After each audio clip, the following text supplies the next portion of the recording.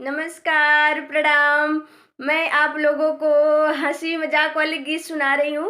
और ये गीत नाच वाले गीत है। आप लोग शादी-विवाह में गीत को गा के खूब नाचिएगा और गीत सुन के लाइक भी करिएगा।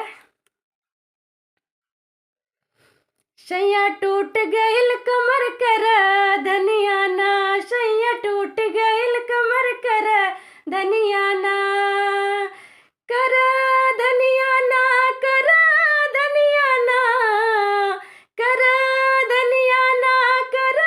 धनिया ना, सैया टूट गइल कमर कर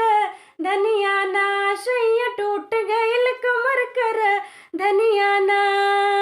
सावर गुरिया गजब तोर नखरा, सावर गुरिया गजब तोर नखरा, कनवा के बाले लदा नाकी के नथुनिया हो, नाकी के नथुनिया, कनवा के बाले लदा नाकी के नथुनिया हो, नाकी के नथुनिया, कैसे श्रृंगार करी सुनी बाबा दनिया हो, सुनी बाबा दनिया, पौआ के टूटल पैजनिया ना, पौआ के टूटल पैजनिया ना, सैया टूट गइल कमर कर धनिया ना, सैया टूट गइल कमर कर धनिया ना।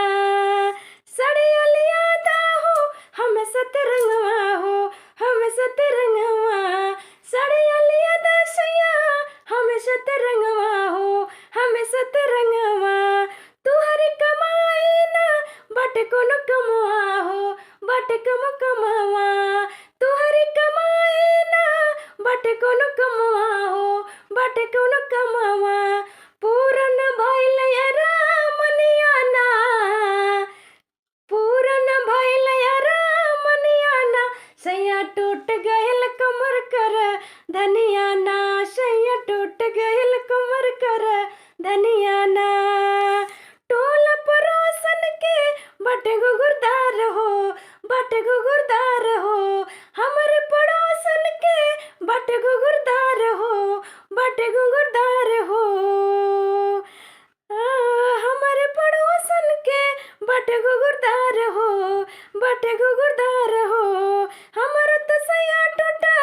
आजमगढ़ बाजार हो, आजमगढ़ बाजार हो, करे राम तोर कोनो जातनिया ना, सैया टूट गइल कमर कर धनिया ना, सैया टूट गइल कमर कर धनिया ना, कर धनिया ना, कर धनिया ना, सैया टूट गइल कमर कर धनिया ना, सैया टूट गइल कमर कर धनिया